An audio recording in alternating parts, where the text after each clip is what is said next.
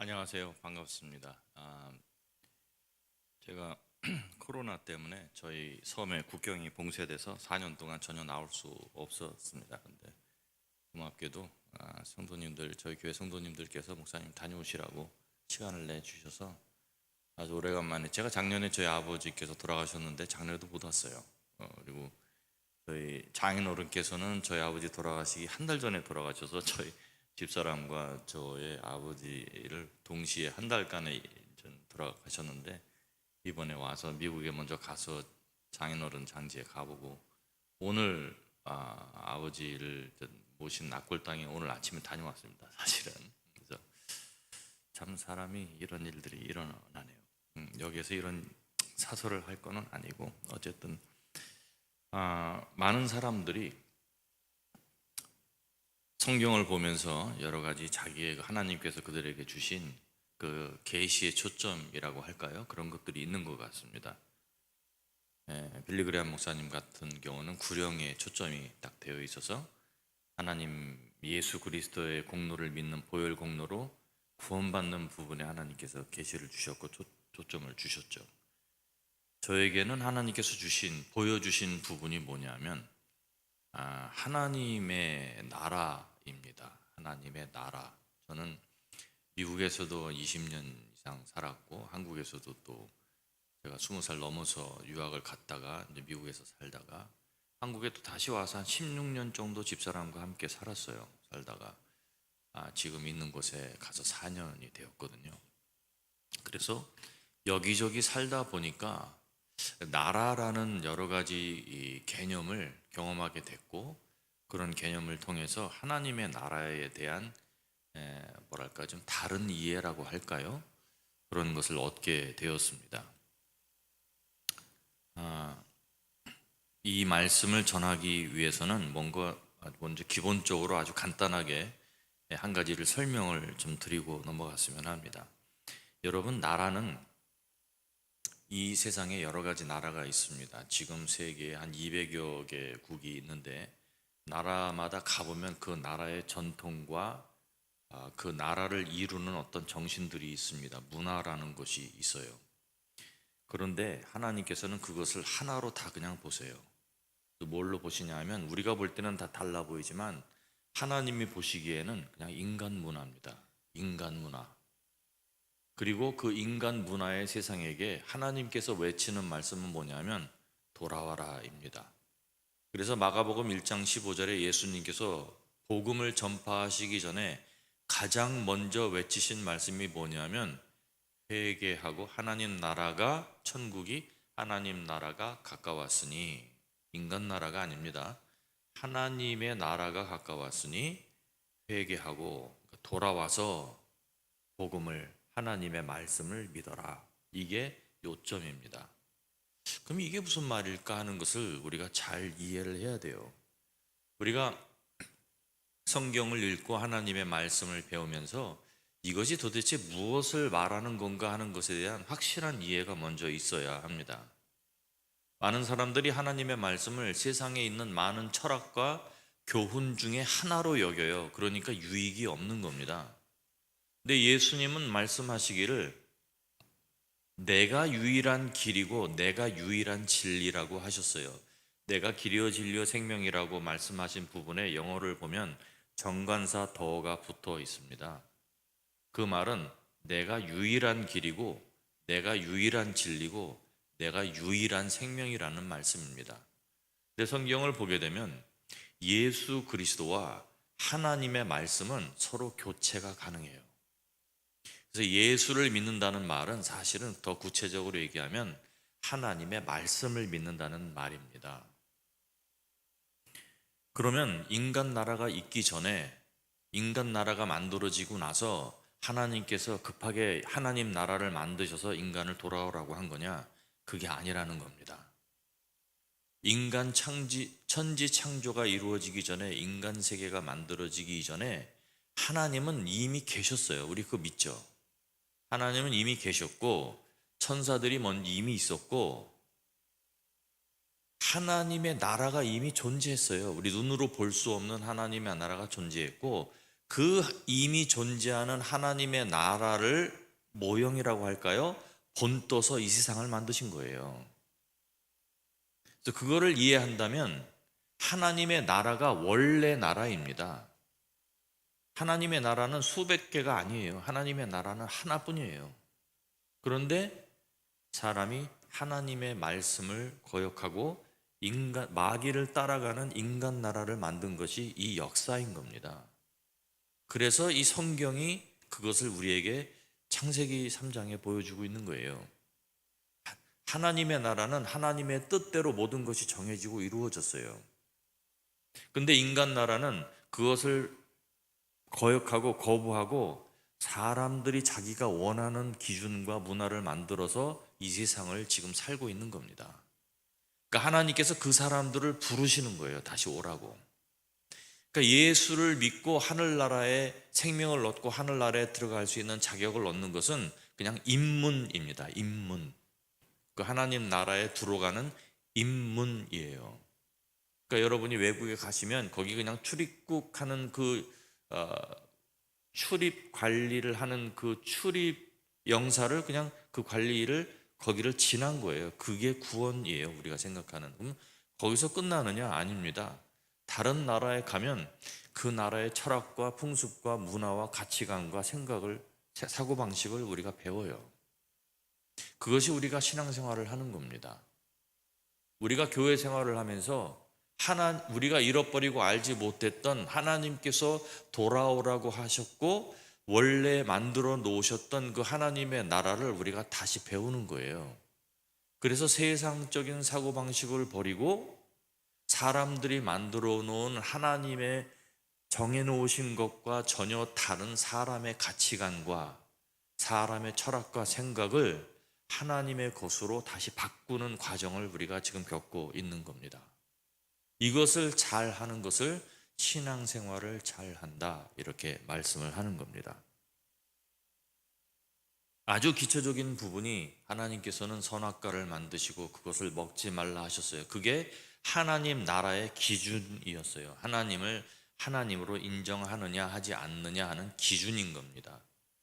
과일을 따먹느냐 안 먹느냐 하는 것은 도덕의 문제도 아니고 윤리의 문제도 아니고 어떤 선악의 문제, 어떻게 본다면 착하고 악하고의 문제가 아니에요. 이거는 하나님의 명령을, 다시 말하면 더 구체적으로 얘기하면 하나님의 말씀을 인정하느냐 안 하느냐 하는 겁니다.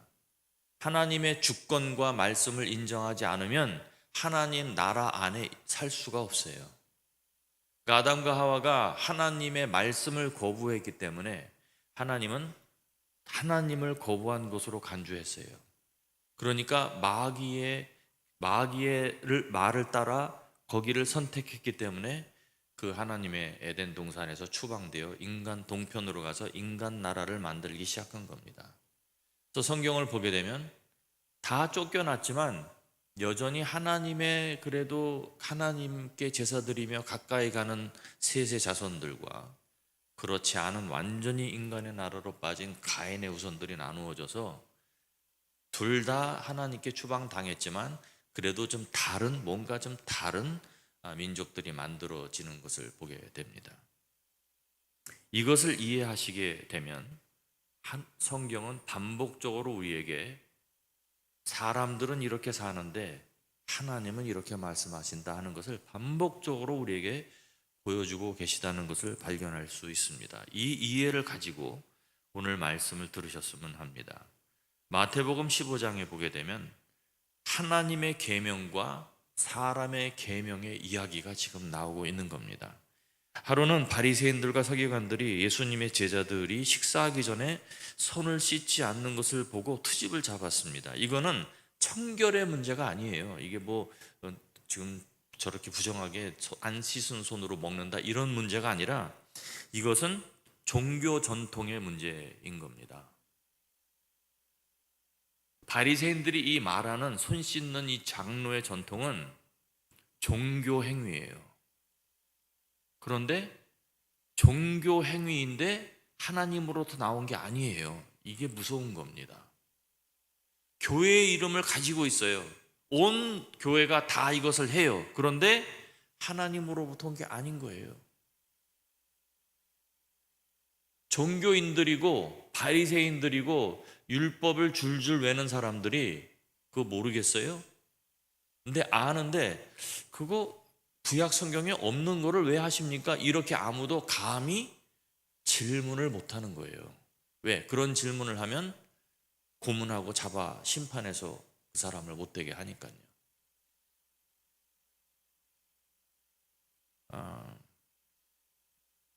제가 예수 믿은 지 48년이 됐고 목회한 지 30년이 됐습니다.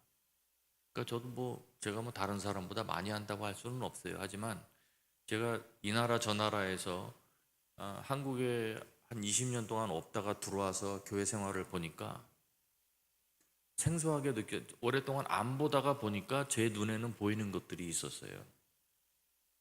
이거는 성경이 아닌데 교회가 왜 이런 걸 하지? 이런 의문이 저에게는 자동적으로 들어왔어요. 그런데 그런 질문을 하면 그거를 심각하게 안 받아들이고 저를 오히려 적대하는 그런 경험을 했습니다. 근데 저는 제가 옳다는 거 알아요. 왜냐하면 저의 의견이 아니라 저는 하나님의 말씀이 그렇게 나와 있는 것을 얘기하고 있기 때문입니다. 예수님께 바리새인들이 왜 당신 제자들은 손 안 씻습니까? 왜 그 장로의 전통이고 우리가 오랫동안 해온 일인데 왜 이것을 공경하지 않고 따르지 않습니까? 하고 물어요. 너희들 왜 그거 하느냐? 장로들이 하라고 했어요. 교회가 우리가 수백 년 동안, 어떤 거는 수천 년 동안 해온 겁니다.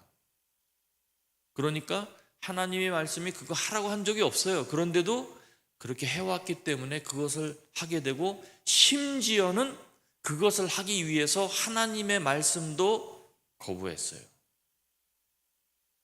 그러니까 예수님이 그것을 지목했어요. 그러니까 바리새인들이 예수님을 증오하고 죽인 거예요. 그래서 저는 종교인과 신앙인은 같지 않다고 생각합니다. 정말 하나님을 믿는다면 종교를 따라 살지 않아요. 모든 세상의 교인들이 다 그렇게 한다고 해도 내가 아는 하나님의 말씀, 이거는 너무 해석의 여지가 없이 이거는 분명해. 그러면 그것을 선택해야 그 사람이 살 수 있는 거예요. 그게 하나님 나라로 돌아가는 길입니다. 그게 예수를 믿는 거예요. 저거로 예수를 믿는다면 이것이 하나님의 말씀이라고 확실히 인정된다면 거기에 목숨 걸을 수 있어야 돼요. 그게 그리스도인이에요. 우리가 예수 믿겠다고 할 때 그런 결심을 하는 겁니다. 순교의 결심을 하는 거예요. 이 말씀을 내가 왕따 당하고 사람들이 나를 미워하고 인정해 주지 않아도 나는 이 말씀대로 살겠다, 이런 결심이 없으면 올바른 신앙생활을 할 수가 없어요. 내가 직분이 있는 목사라는 것 때문에, 내가 뭐라는 것 때문에, 내가 예배 열심히 나가고 목회를 하고 뭐도 하고 이것도 하니까 내가 하나님과 가깝다고 오해할 수 있습니다. 근데 하나님은 종교 집단 안에 계시는 하나님이 아니에요. 하나님은 진리의 하나님이셔요. 그리고 하나님은 당신이 심으시고 당신이 말씀하신 것을 따라 통치하시고 역사하세요. 그러니까 그것을 우리가 분명히 알아야 해요. 그래서 우리의 신앙생활은 이곳에서 말씀을 들을 때 뜨거운 분위기에서 이루어지는 게 아니에요. 우리의 신앙생활은 이 말씀을 깊이 여겨서 깨달으면 밖에 나가서 그것을 선택하는 거예요. 가장 어려울 때, 아무도 인정해 주지 않을 때, 아무도 보지 않을 때, 심지어는 같은 교인이 타박할 때, 아니야, 이게 옳아 하고 선택할 수 있는 사람이 예수 그리스도 안에 하나님 나라에서 큰 사람이라고 저는 생각합니다. 마가복음 7장에 보니까 3, 4절에 이렇게 설명을 했습니다. 바리새인들과 이 문제에 대해서, 손 씻는 문제에 대해서, 바리새인들과 모든 유대인들은 장로들의 전통을 지키며 손을 잘 씻지 않고서는 음식을 먹지 아니하며 또 시장에서 돌아와도 물을 뿌리지 않고서는 먹지 않았다. 그 외에도 여러 가지를 지켜오는 것이 있었으니 잔과 주발과 녹그릇을 씻었다 이렇게 나와 있습니다. 이 사람들이 이것을 한 것은 구약 성경에 하나님께서 율법으로 그들에게 주신 행위가 전혀 아니에요. 이건 그냥 장로들이 자기들이 만든 겁니다. 사람은 누군가를 누구 위에 집권하려고 할 때 집권자들이 그런 짓을 많이 해요. 이상한 법을 만들고 규칙을 만들어 놓고 그것을 지키게 합니다. 그걸 안 지키면 강압하고 지키게 해서 순종하면 이리저리 휘둘르는 거예요. 주님은 이것을 원치 않으세요. 주님은 우리 믿는 자들 위해 주권자는 하나님만 계셔야 돼요. 하나님의 말씀만 있어야 돼요. 사람이 그 사람들을 집권하면 안 돼요. 우리는 예수의 소유이고 하나님의 말씀에 속한 사람들이에요. 그러니까 우리는 그런 것들에 저항을 해야 합니다. 예수님 당시의 바리새인들과 서기관들은 이런 씻는 행위를 부정한 것을 제거하는 종교 행위로 삼았습니다. 유대인들은 자기들이 하나님의 선민이라고 여겼고 유대인이 아닌 이방인들을 땅의 사람들이라고 부르면서 천시했어요.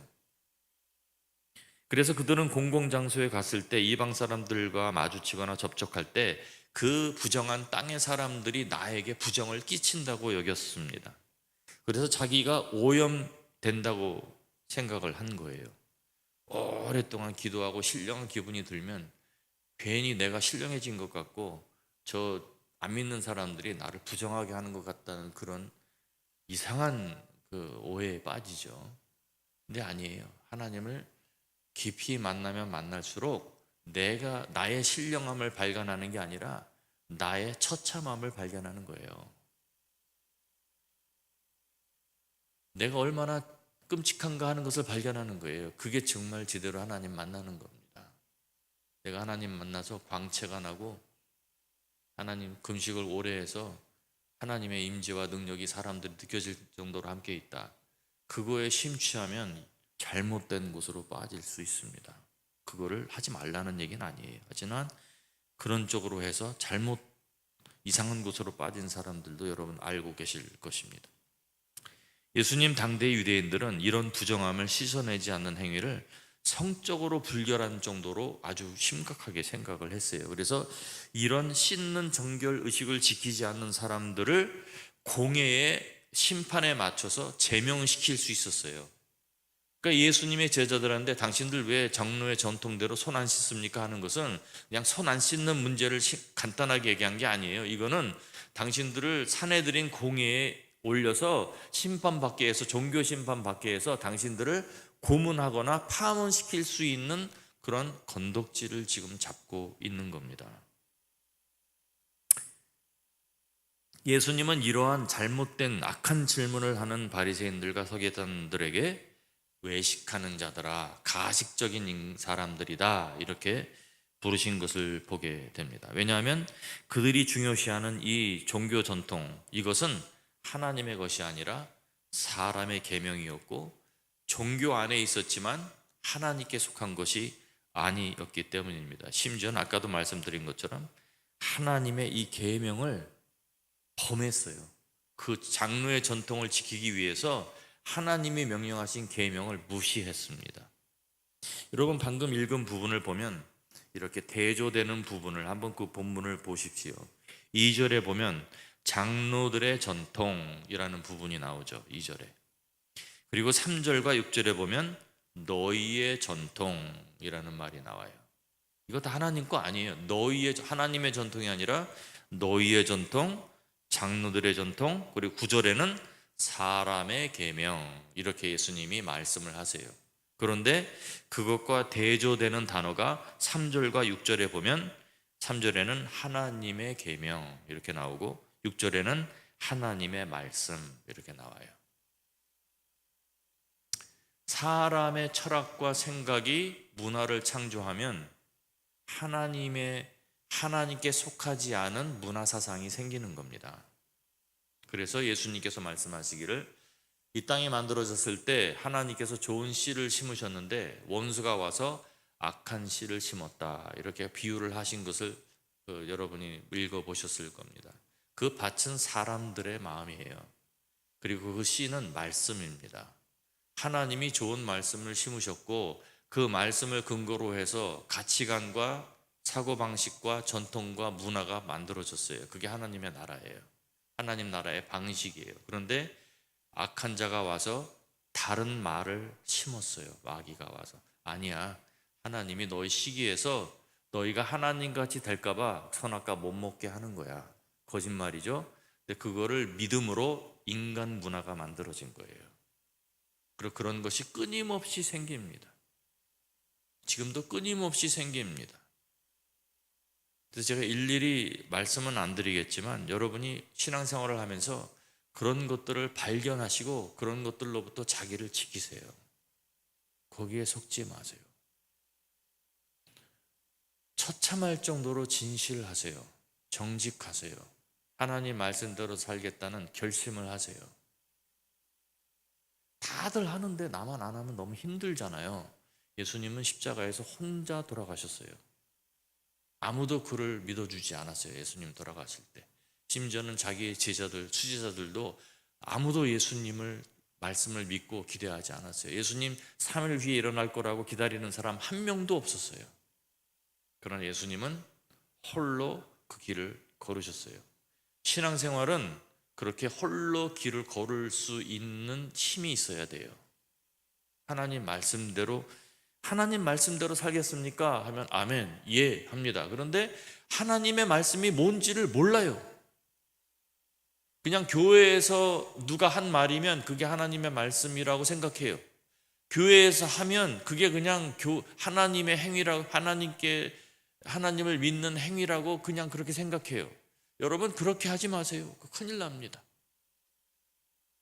하나님의 말씀을 공부하세요. 읽으세요. 그리고 선택을 하세요. 이 말씀을 내가 어떻게 믿을 것인가. 그리고 하나님의 말씀을 믿을 때 두 가지 부분을 잘 생각을 하셔야 돼요. 하나님께서 우리에게 말씀을 주셨을 때 십계명을 주셨고 예수님은 그것을 두 계명으로 추가하셨고 맨 나중에는 하나로 그냥 놔두셨어요.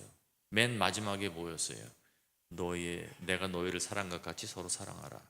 그 사람들이 열심히 믿는다고 하면서 하나님과의 관계는 중요시 여기는데 이 하나님의 계명이 하나님과의 관계만큼 사람과의 관계도 우리에게 중요하게 말씀하신다는 것을 사람들이 그거를 생각을 안 해요. 하나님과 관계를 좋게 가지는 것은 신앙이고 사람들끼리 좋은 관계를 갖는 것은 신앙과 관계없다고 생각해요. 그러나 예수님은 하나님 아버지와 관계가 중요하고 또 그만큼 성도들 간에 사람들 간에 원만하고 좋은 관계를 갖는 게 중요하다고 말씀하셨어요. 인간관계가 좋은 사람이 신앙이 좋은 거예요. 그러면 무조건 친해야 됩니까? 아니죠. 하나님의 말씀이 어디까지 그 사람들을 내가 따라야 하는가? 하나님 버리고 우상 믿자 하는 사람을 따라갈 수는 없는 거 아닙니까? 죄 짓자, 나쁜 짓 하자 하는 사람을 따라갈 수는 없는 거 아닙니까? 그러니까 하나님께서 우리가 넘어서는 안 되는 좌우로나 우로나 치우쳐서는 안 되는 부분을 분명히 우리에게 말씀해 주셨어요.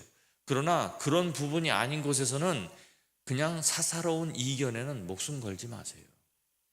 그냥 배려해 주시고 인정해 주시고 그냥 질투하지 마시고 미워하지 마세요. 나보다 못한 사람도 있고 나보다 잘난 사람도 있고 그건 끝이 없는 겁니다. 부러워하는 것까지는 괜찮아요. 근데 부러워하는 것에 미움이 들어가면 질투가 되는 거예요. 그럼 하나님 싫어하세요. 내가 하나님 잘 믿는다고 생각하면서 인간관계는 파탄이에요. 이런 사람은 좋은 신앙이 아니에요. 이 부분을 사람들이 오해를 합니다. 내가 신령한 경험을 하고 여러 가지 기도도 많이 하고 여러 가지 환상도 보고 영적 경험을 많이 했고 능력과 기적까지 나타나요. 그런데 인간관계는 완전히 파탄났어요. 이게 여러분 정말 하나님 잘 믿고 있다고 생각하십니까? 저는 절대로 아니라고 생각합니다. 예수님은요 아버지의 뜻을 위해서 십자가에서 돌아가셨고 우리를 위해서 십자가에서 돌아가셨어요. 그러니까 종과 횡이 아름답게 이루어져야 되고 형제와의 관계가 사랑 관계가 이루어져야 하나님을 사랑한다고 인정받을 수 있다고 하셨어요. 그럼 뭐 어떻게 형제를 사랑합니까? 사랑하라니까 뭐 연민한다고 생각을 해요. 근데 여러분, 성경이 세상적 사랑의 개념으로 사랑을 이해하면 안 됩니다. 성경이 사랑을 뭐라고 했나 하는 것을 우리는 생각을 해야 돼요. 연민이 사랑이 아니에요. 사랑은 참아주는 거예요. 내가 누군가를 참아주면 내가 그 사람을 사랑한 거예요. 믿어주고, 신뢰해주고, 참아주고, 인정해주고, 이게 사랑하는 거예요. 무슨 가슴 타고 막 가슴이 뛰고, 막 밤에 생각나고 이런 게 사랑이 아니에요. 하나님이 우리를 사랑하셨어요. 하나님이 우리를 참아주셨어요. 우리를 위해서 희생해 주셨어요. 이게 사랑인 거예요. 이런 성경적 사랑을 형제 간에 나눠야 되고 가족 간에 나눠야 돼요. 하나님을 사랑하는 방법은 참는 게 아니에요. 하나님을 사랑하는 방법은 너희가 나를 사랑하면 나의 계명을 지키라고 그랬어요. 예수님이. 하나님의 말씀을 목숨 걸고 지키면 그게 하나님을 목숨을 다해서 사랑하는 모습이에요. 아, 네가 나를 사랑하는구나. 하나님의 말씀을 목숨 걸고 믿으면 그게 하나님 사랑하는 거예요. 아, 네가 정말 나를 사랑하는구나. 그래서 사랑하는 방법이 다릅니다. 대상이 다르면 사랑하는 방법이 다르고, 여러분 여기 본문에 보게 되면 예수님께서 하신 말씀이 사람의 계명이고 사람들이 그것이 진리라고 잘 생각하고 있지만 그것이 아니라는 것이 세 가지가 나옵니다. 간단하게 설명드리겠습니다. 첫째, 사람이 먹는 음식이 사람을 부정하게 할 수 없다 입니다. 물론 구약에 보면 하나님께서 먹으면 부정해진다는 음식을 말씀을 해주셨어요. 그런데 예수님께서 마태복음 15장 10절과 11절에 보니까 무리를 불러 이르시되 듣고 깨달으라. 입으로 들어가는 것이 사람을 더럽게 하는 것이 아니라 입에서 나오는 그것이 사람을 더럽게 한다. 이렇게 말씀하셨어요. 사람이 먹는 것으로 부정을 타거나 더러워질 수 없어요. 예수님이 선포하셨어요. 그래서 뭐 돼지 먹는다고 뭐 영역이 떨어지고 잘못되지 않습니다. 돼지고기 먹는다고 돼지머리 먹는다고 영적으로 부정타고 이러지 않습니다. 다만 이방인들을 위해서 신약 성경에 보면 목매어 죽은 것과 피는 피하는 것으로 결정하자 했어요. 근데 그런 것들이 사람을 잘못되게 하거나 벌받게 하거나 부정하게 하지 못해요. 예수님이 사람이 먹을 수 있는 모든 것은 깨끗하다고 선포하셨어요. 그러니까 마음으로 그것을 믿고 행하면 부정을 안 타는 거예요. 그런데 왠지 마음이 그래도 꺼림해요. 그러니까 믿음을 따라 부정을 타는 겁니다. 그러면 부정을 타는 거예요. 그런데 예수님께서 입으로 뭘 먹느냐에 따라서 사람이 신령해지거나 부정해지는 것이 아니라 뭐가 입으로 나오느냐에 따라서 그 사람이 신령해지기도 하고 부정해지기도 한다. 이렇게 말씀을 하세요. 그럼 막 욕하고 못된 말하고 물론 그것도 나쁘죠. 그런 그리스도인의 입은 거룩해야 돼요. 그런데 사람들이 그런 생각을 못해요. 여러분, 사람의 입에서 나오는 것이 사람을 더럽게 한다. 사람의 입으로 나오는 것은 내가 듣고 다른 사람이 들어요. 근데 그것이 악한 상스러운 욕이냐 이런 문제가 아니라 그것이 부정적이냐 긍정적이냐로 봐야 돼요. 살리는 말이냐 허무는 말이냐. 그래서 그것을 듣는 사람에게 하면 저주가 되는 거고 자기에게 하게 되면 비관이 되는 겁니다. 부정과 비관은 그 사람을 잘못 부정하게 만들어요. 근데 여러분, 사람이 부정하게 되면 심판을 받습니다. 그래서 사람이 말을 부정적으로 비관적으로 하게 되면 인생이 힘든 일이 생겨요. 하나님이 그렇게 만들어 놓으셨어요. 잠언에도 하나님께서 사람의 혀가 그 사람의 인생을 어느 방향으로 가게 하냐 하는 배의 그 뒤에 있는 키와 같다고 하셨습니다. 운전대와 같은 겁니다. 내일 당장 바뀌지는 않아요. 그러나 그 말을 입에 달고 살면 20년, 30년 안에 그 삶은 바뀝니다. 이게 여러분 미국의 아이빌리그 가고 스카이 대학 가는 것보다 훨씬 더 중요해요. 여러분 놀라운 사실은 우리 한국 분들이 좋은 학교에 가서 좋은 학력을 따면 좋은 삶을 살 수 있다고 믿어요. 그게 진리입니다. 그 사람들에게. 근데 여러분 그거 진리 아니에요. 반드시 그렇게 되지 않아요. 그러면 하나님은 어느 성경에도 네가 공부 열심히 해서 좋은 대학 가면 인생 풀린다고 말한 적이 한 구절도 없어요. 근데 하나님 어떻게 말씀하셨어요? 내 부모를 공경하라. 내가 땅에서 장수하고 잘 될 것이다. 이게 하나님의 약속입니다. 약속 있는 첫 계명이에요. 근데 부모를 공경하면 인생이 풀린다고 믿는 사람이 별로 없어요. 믿는 사람도. 하나님 말씀인데도. 그래서 살다 보면 부모가 좀 힘든 부모를 만나는 사람도 많이 있습니다. 시부모, 부모가 좀 성격이 좀 파탄적이라 같이 있기가 힘든 그런 사람들이 많이 있는데 그것을 참으면 사랑하는 거고 그것을 견디면 형통하는 거예요. 여러분 사람이 먹는 음식이 예수님 말씀하시기를 입으로 들어가는 것은 배로 들어가서 변소로 가서 깨끗하게 된다 이렇게 말씀하셨어요. 음식에 더러운 것은 우리 몸이 정화작용을 통해서 더러운 것은 뒤로 다 버리게 되어 있습니다. 그래서 유익한 것만 남기게 만들어요. 그러나 입에서 나오는 것은 그렇지 않아요. 하나님의 말씀은 사람이 먹는 음식이 그 안사람을 부정하게 만들 수 없다 하고 이미 선포하셨어요. 또 사람의 마음에서 나오는 것들이 그들을 부정하게 만듭니다. 15장 11절에 보니까 입으로 들어가는 것이 사람을 더럽게 하는 것이 아니라 입에서 나오는 그것이 사람을 더럽게 한다. 그래서 그 입에서 나오는 게 뭐냐? 입에서 나오는 것은 18절에서 20절 보니까 입에서 나오는 것들은 마음에서 나오나니 이것이야말로 사람을 더럽게 하느니라. 마음에서 나오는 것은 악한 생각과 살인과 간음과 음란과 도둑질과 거짓 증언과 비방이니 남에 대해서 나쁜 부정적인 말을 하는 것도 그게 사실인데 어때? 이렇게 말을 해요. 근데 말 꼭 할 필요 없잖아요. 사실이라도.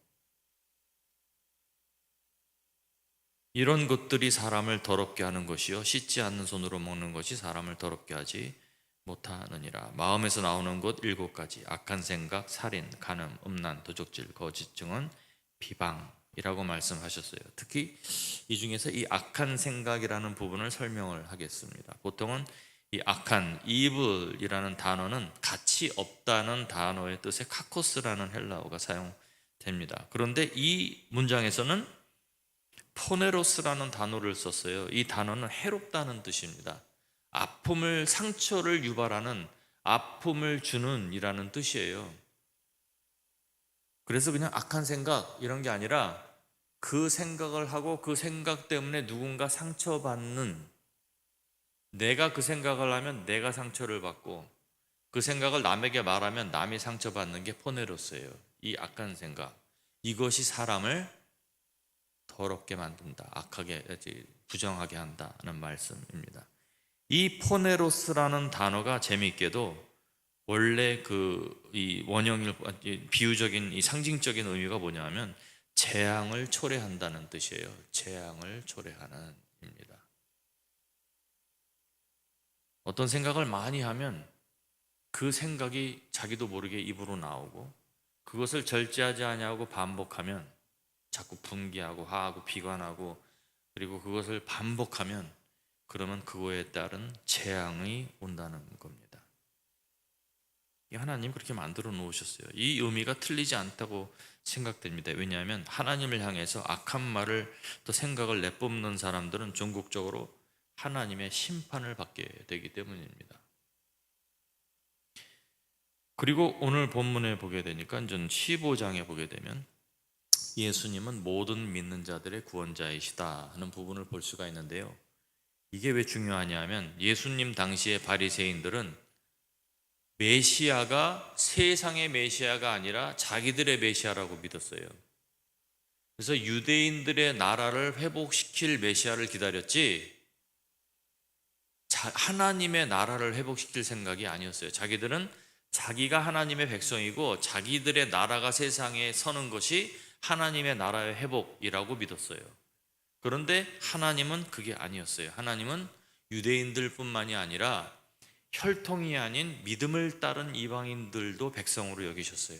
처음부터, 아브라함 이전부터 그러셨다는 것을 볼 수가 있습니다. 여러분, 마태복음 15장 21절에서 28절에 보면 여러분 잘 아시는 수로보니게 여자의 사건이 나옵니다. 딸이 흉악한 귀신 들려, 이방인이에요. 헬라인인데 딸이 흉악한 귀신 들려 예수님께 도움을 청합니다. 그런데 여기 보게 되면 왜 이야기가 갑자기 나왔을까? 근데 여러분 마태복음 15장을 보게 되면 하나님의 말씀과 하나님의 계명과 그것에 맞지 않는 사람이 따르는 사람의 전통, 계명 이런 것이 지금 서로 대조되고 있는 이야기로 시작을 했거든요.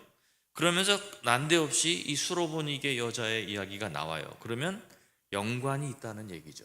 뭔가 맥락이. 그럼 무슨 얘기를 하는 걸까요? 예수님이 여기에서 이 여자에게 이렇게 대답을 합니다. 예수께서 대답하여 이르시되 나는 이스라엘의 집에 잃어버린 양 외에는 다른 데로 보내심을 받지 않았다. 이렇게 매몰차게 얘기를 하세요. 근데 예수님이 정말 그런가요? 하나님 아버지께서 너 이방인한테 기적을 베풀면 안 돼. 이렇게 하셨을까요? 하나님 아버지께서 정말 그랬다면 예수님 절대로 안 하셨겠죠. 근데 예수님께서 이 여자의 딸도 고쳐주셨고 귀신 쫓아내 주셨고 많은 이방인들의 병을 고쳐주셨거든요. 그렇다면 그것이 하나님 아버지의 뜻이니까 예수님이 그렇게 하신 거죠. 그렇다면 여기에서 메시아는 유대인들의 메시아가 아니라 온 세상의 메시아가 맞다는 얘기입니다. 근데 이게 왜 목사님 그게 중요한데요? 여러분 이 시대의 종교인들은 이방인들의 그리스도인은 상상도 할 수 없는 사건이었어요. 하나님의 메시아가 저 헬라인이나 저 외국에 있고 유대인이 혈통이 아닌 사람들을 위해서 뭔가 해준다는 것은 이거는 반역적이고 종교 재판거리인 겁니다. 종교 안에서 인정이 안 되는 교리예요. 그런데 예수님이 이것을 해주신 거예요. 그러니까 예수님이 여자에게 왜 이렇게 말을 했을까요? 다른 유대인들 들으라고. 그러니까 예수님이 나는 유대인들한테만 보냄받았어. 너희는 아니야. 그러니까 다른 유대인들이 듣고 그럼 그렇지. 그게 맞아. 이렇게 했을 것입니다. 그런데 종국적으로는 이 여자의 소원을 들어주셨거든요. 그러니까 거기에서 예수님께서 너희가 믿는 교리는 바른 교리가 아니야. 메시아는 아브라함의 혈통에게만 메시아가 아니야. 메시아 아브라함과 동일한 그런 하나님의 말씀을 불가능하게 보일지라도 믿는 그런 믿음의 피가 몸에 흐르는 오늘날 우리 같은 예수님이 우리를 위해서 돌아가셨고 죽은 자 가운데 3일 만에 살아나셨다는 것을 믿으며 그분이 우리를 데리러 오신다는 것을 믿는 이게 말이 되는 말입니까? 어떻게 본다면 어떻게 사람이 남자도 없이 처녀에게서 아들이 나올 수가 있어요? 그런 일이 단 한 번밖에 없었대요. 예전에도 없었고 지금도 없고 그거를 우리가 믿는다고 그래요. 여러분 이게 얼마나 엄청난 믿음입니까? 근데 이런 믿음을 가진 사람들이 메시아가 받아주는 그런 믿음이시라는 거예요. 그래서 우리가 피 한 방울도 섞이지 않은 아브라함을 조상이라고 부르는 겁니다. 믿음의 혈통의 조상이 아니라 믿음의 조상, 믿음의 조상이라고 부르는 겁니다. 우리는요 아무리 불가능해 보여도 하나님이 그렇게 말씀하셨다면 그것이 기록되었고 분명하며 확인 가능하면 목숨 걸고 믿는 거예요. 그게 된다고 믿으며 그렇게 된다고 믿는 거예요. 그게 우리의 능력이고 힘인 겁니다. 그리스도를 믿는다는 것은 하나님의 말씀을 믿는다는 거예요. 여러분 이 그리스도라는 말 자체가 기름 부음이라는 뜻이에요. 그리스도는 신약의 헬라어이고 이것을 구약의 히브리어로 바꾸면 그게 메시아입니다. 메시아는 기름 부었다는 뜻이에요. 근데 기름 부음은 뭘 말하는 건가 하면 사람이 아니라 하나님이 누군가를 임명하시거나 택하실 때 기름을 부었어요. 그 사람한테. 그래서 그거를 메시아라고 불렀는데 예수 그리스도를 상징한 거죠. 그래서 그리스도의 말씀이라는 말은 하나님께서 정하신 말씀이라고 이해하실 수 있어요. 하나님이 정하신 말씀. 하나님이 정하신 말씀이 뭔데요? 많죠? 선악과 따먹지 마. 그거 하나님이 정하신 말씀이에요. 사람을 만드실 때 너희가 남자와 여자로 내가 만들었어. 이것도 하나님의 말씀이에요. 성별이 뭐 70가지 100가지 된 건 잘 하나님의 말씀을 도전하는 거예요. 그거는요. 너희가 부부관계를 올바르게 갖고 혼인 전에 성관계 갖지 마라. 이것도 하나님이 정한 거예요. 성병 얻을까 봐 안 하는 거 아닙니다. 미혼모 생길까 봐뭐 혼에 임신될까 봐 안 하는 게 아니에요. 그게 아니라 하나님이 그렇게 말씀하셨기 때문에 안 하는 거예요. 그렇게 믿는다면 무슨 뭐 이상한 다른 방법을 따지지 않을 거예요. 하나님의 말씀은 우리 믿는 사람들이 고수해야 되며 지켜야 되는 것입니다. 여러분, 혈통의 자녀가 하나님의 자녀가 아니라 믿음의 자녀들이라는 것을 사도 바울이 알고 있었어요. 그래서 이렇게 얘기했습니다. 로마서 9장 6절 또 7절 8절을 보니까 이스라엘에게서 난 그들이 다 이스라엘이 아니요 또한 아브라함의 씨가 다 그의 자녀가 아니라 오직 이삭으로부터 난 자라야 내 씨라 불리리라 하셨으니 이스마엘도 육신의 아들이에요. 아브라함의 아들이에요. 그런데 아니에요. 하나님 안에 믿음으로 난 아들 이삭이라야 후손이라 불린다고 했어요. 곧 육신의 자녀가 하나님의 자녀가 아니요 오직 약속의 자녀가 씨로 여기심을 받느니라. 그러므로 아브라함의 유대인의 혈통을 따른 자가 하나님의 백성이 아니에요. 자녀가 아니에요. 예수 그리스도를 하나님의 말씀을 믿는 우리가 하나님의 자녀가 되는 거예요. 이게 아주 중요한 이야기입니다. 여러분, 예수님 당시에 유대 종교인들이 아주 많이 사용하는 이상한 제도가 하나 있었어요. 여러분 잘 아시는 고르반이라는 제도가 있었어요. 이 제도는 뭐냐면 부모를 공경을 해야 돼요. 부모가 나이가 많아서 이제 부모에게 오늘 요새 말로 하면 생활비도 드리고 용돈도 드리고 필요할 때 이렇게 공경해 보살펴 드리고 이런 일을 해야 되는데 사람이 그거 하기 싫어요. 귀찮고. 아버지도 참 어렵게 이제 많이 가셨는데 막 예배 오셔갖고 막 배에 있는 게 다 밖으로 나와갖고 막 목사님 권사님들이 나와서 바닥에 있는 거 다 치우고 이런 일을 하셨다고 그러더라고요. 제가 나중에 들었는데 그런 일을 겪는데 자녀들이 그거 와서 맨날 그거 원하겠어요? 그거 좋겠어요? 그거 하는 게 좋겠어요? 그러니까 사람들이 하기 싫죠. 그러니까 옛날 사람들도 마찬가지였어요. 하나님 아버지 어머니에게 이 공경을 해야 되는 재산이 있어요. 그런데 이거를 좀 안 하고 싶어요. 그러니까 그 가려운 데를 종교인들이 긁어줬어요. 고르반이라는 거 만들자. 이게 뭐예요? 그냥 내가 하나님께 이거 바친 걸로 선언만 하면 진짜 바치는 거 아니에요. 이게 하나님께 바치는 것으로 그냥 헌신합니다. 이렇게 말만 하면 그걸로는 부모에게 공경을 안 해도 되는 그런 법을 만들어줬어요. 그래서 예수님이 이것에 대해서 지목을 하셨습니다.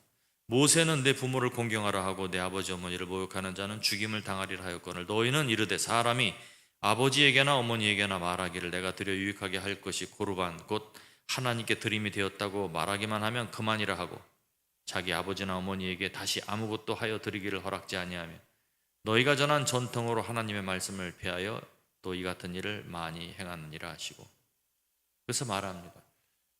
요새 누가 부모를 모셔요? 지금 시대가 어느 때인데 여러분 이 말이 얼마나 무서운 말인지 생각해 보셨습니까?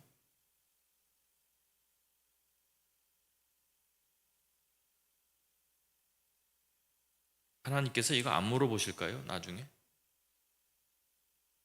내가 너한테 이렇게 하라고 말하지 않았냐? 구원은 받을지 모르지만 하나님께서 이거 실문하지 않으실까요? 너 왜 내 말대로 하지 않았냐? 에베소서 6장에 보니 이렇게 나와 있습니다. 내 어머니와 아버지를 공경하라. 이것은 약속 있는 첫 계명이니 이로써 내가 잘되고 땅에서 장수하리라. 좋은 거 많이 먹는다고 오래 사는 거 아니에요. 부모에게 잘 하면 그냥 오래 삽니다. 왜? 이게 하나님의 말씀의 약속이기 때문에 이게 안 될 수가 없어요. 왜? 하나님의 말씀의 능력이고 하나님의 말씀은 진리이기 때문에 이게 거짓일 수가 없고 잘못될 수가 없어요. 이걸 믿는 게 우리 신앙인들이에요.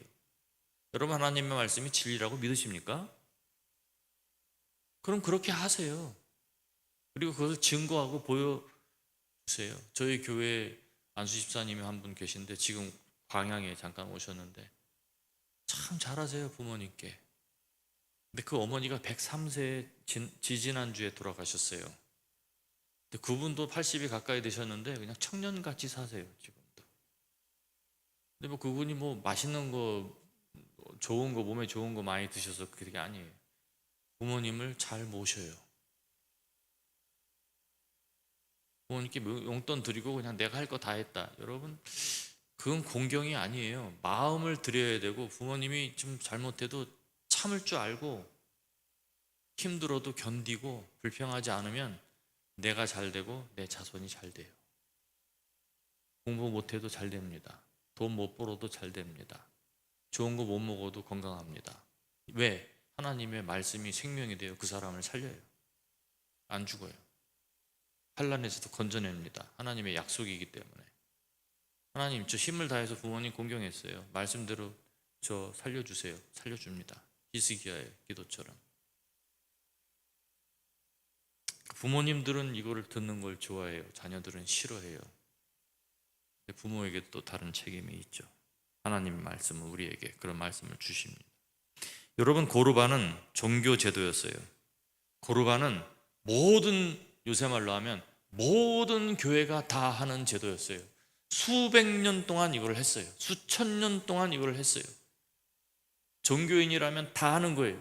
어느 종교 집단에, 바리새인의 종교 집단에 가도 이것을 다 했어요. 이것을 반박하는 사람은 없었습니다. 그런데 예수님이 너희들 왜 하나님 말씀을 거부하고 그런 못된 행동을 하느냐 말을 했어요. 그러니까 종교인들이 예수님 미워한 거예요.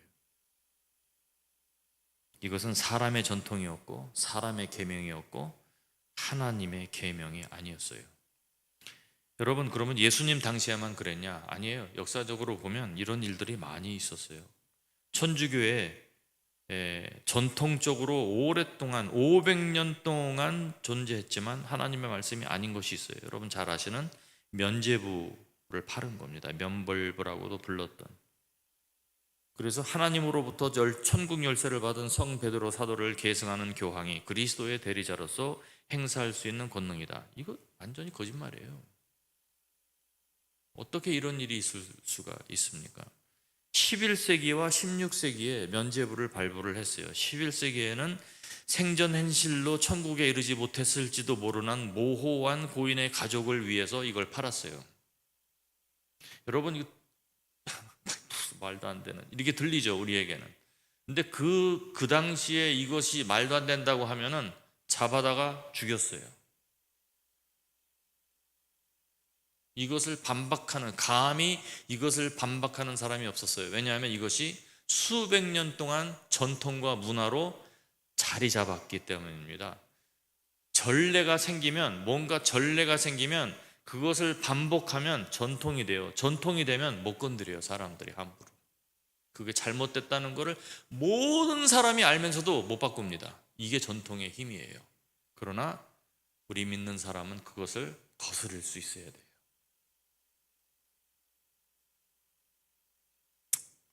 16세기의 면죄부는 4분의 1 플로린이었어요. 플로린이라는 화폐 단위는 1252년 이탈리아 피렌체라는 지방에서 금화에서 시작된 건데요. 이 화폐의 단위는 평민이 거주하는 작은 집의 6개월치 월세였어요. 그러니까 문제부가 그냥 싸우려가 아닙니다. 돈이 얼마나 많이, 돈 있는 사람만 면죄부를 살 수가 있었어요. 그런데 이 교황은 교황의 권력 강화와 자기의 사치 비용, 십자가 전쟁 비용, 교황청 건물 확장 비용으로 이거를 판 거예요. 그러니까 종교의 이름을 위해서, 종교 집단을 위해서, 하나님의 성전을 위하여 면죄부를 팔았어요. 지금은 보여요, 우리는. 그게 얼마나 잘못됐는지. 근데 그때는 볼 수가 없었어요. 함부로 말할 수 없었어요. 여러분, 외정시대 때 다 사람들이 신사참배했어요. 모든 기독교 교단, 웬만한 교단이 다 모여서 신사참배는 신사참배는 우상숭배가 아니다, 다 결의를 했어요. 그래서 모든 목사님과 장로님들이 예배를 드리다 말고 12시가 되면 신사를 향해서 절했습니다. 지금 생각하면 지금 저게 말이 돼? 해요, 다. 근데 그때는 그렇게 말하는 사람이 거의 없었어요. 몇 소수의 목사님들만 순교했어요. 제가 왜 이런 얘기를 지금 하느냐? 여러분, 지금도 그런 게 있다니까요. 발견하세요. 종교의 무늬를 띠고 교회의 이름을 가지고 있지만 하나님의 것이 아닌 것들이 있다니까요. 그런 것을 과감하게 버리세요. 제하세요. 다른 사람에게 하라고 하지 말고 나에게서 그것을 제하세요. 나 하나만 하는 것도 힘들어요.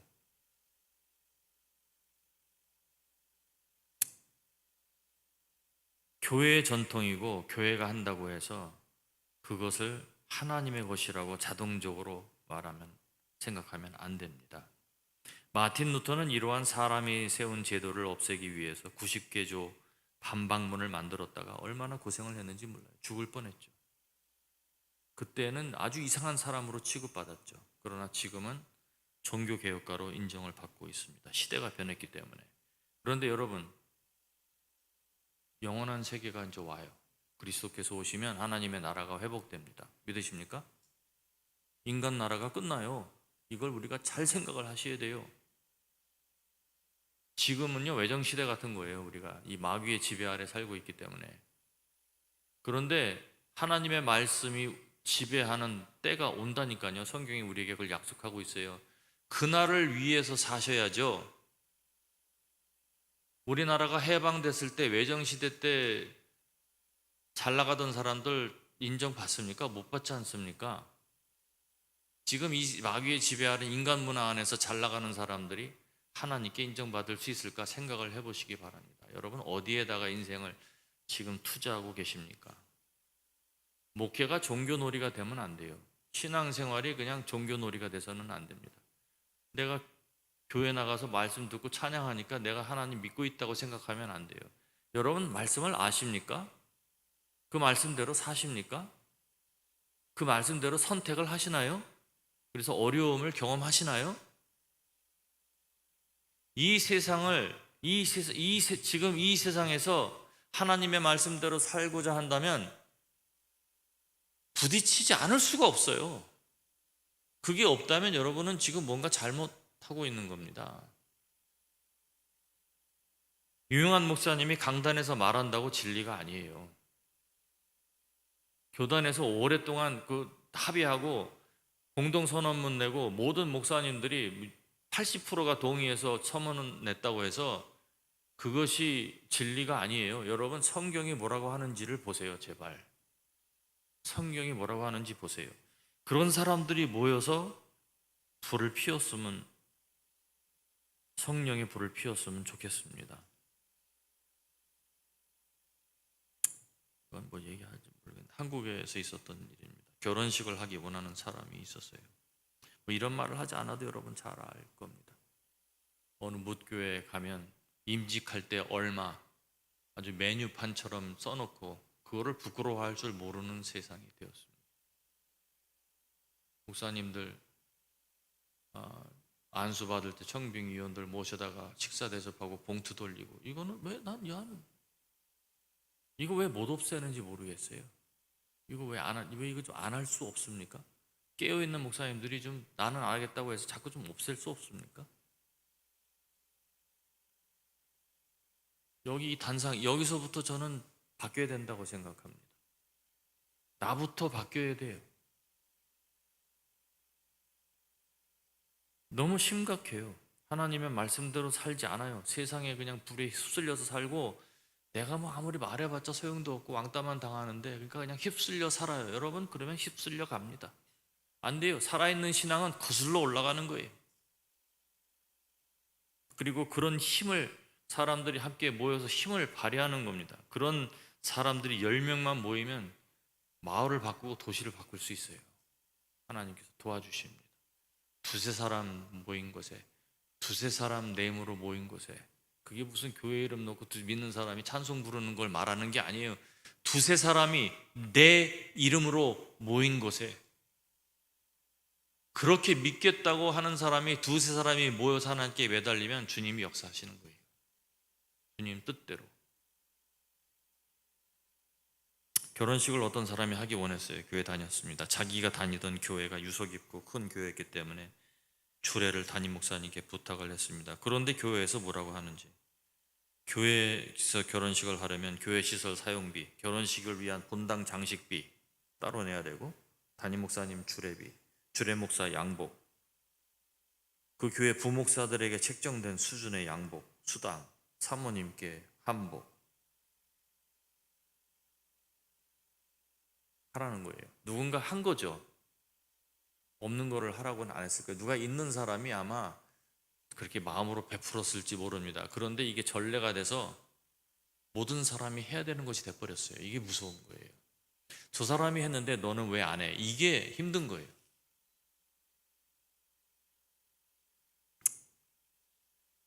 이 말을 듣고 너무 심하다고 생각했지만 그것이 교회의 방식이고 전례라고 말을 해서 반박을 못했다고 합니다. 이런 것들이 지금 여러분이 조금만 생각하면 이것이 얼마나 잘못된 병폐인지 여러분 생각할 수 있습니다. 교회에 들어와 있다고 해서 하나님의 제도가 아닙니다. 이것이 하나님의 것인가? 하나님께서 심으신 것인가? 쉽게 말하면 하나님의 말씀 계명에, 하나님의 말씀이 성경에 나와 있는 것인가? 아니면 사람이 임의로 만든 전통이며 계명인가? 사람이 만들었다고 무조건 안 따르라는 말은 아닙니다. 그러나 그것이 하나님의 말씀과 맞지 않을 때는 그거 따르면 안 돼요. 우리는 하나님의 말씀을 따라 살겠다고 선언한 사람들 아닙니까? 침례받고 하나님의 말씀대로 살겠다고. 목사님은 그렇게 사세요? 아니에요. 목사뿐만이 아니라 모든 일반 성도님들까지도 다 그런 선언을 한 사람들이에요. 우리는 다 똑같습니다. 여러분, 하나님의 말씀과 사람의 전통을 구분하십시오. 그것을 알기 위해서는 하나님의 말씀이 뭔지를 알아야 해요. 그래서 이것이 진리라고 외치거든 성경을 보고 여러분이 확인하세요. 그래서 성경을 왜곡했거든 믿지 마세요. 그러나 그것이 성경이거든 그것을 진리로 여기시고 보물로 여기시고 그 말씀대로 사십시오. 이것을 행하는 저와 여러분이 되시기를 축원합니다. 기도하겠습니다.